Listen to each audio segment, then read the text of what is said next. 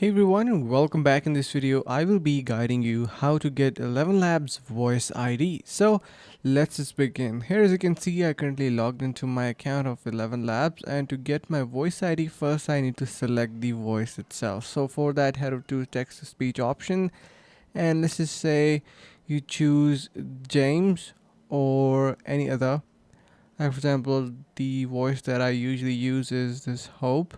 So before we begin, you can also head over to the link in the description below to get 50% off onto their subscription plans, and that is going to be really helping you to get that pro subscription. So head over to the link in the description below. Alright, so what we need to do is for this voice, if you need a voice ID, click onto this three dots and copy this voice link.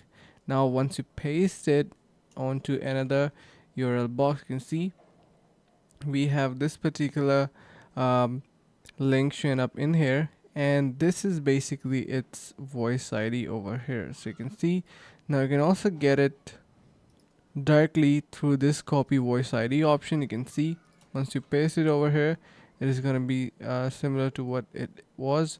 So if you have a link, you can also get the voice ID as well, and you can get it directly from this get voice ID as well over here. So you can copy the ID and you can use it. So that's how easy it is.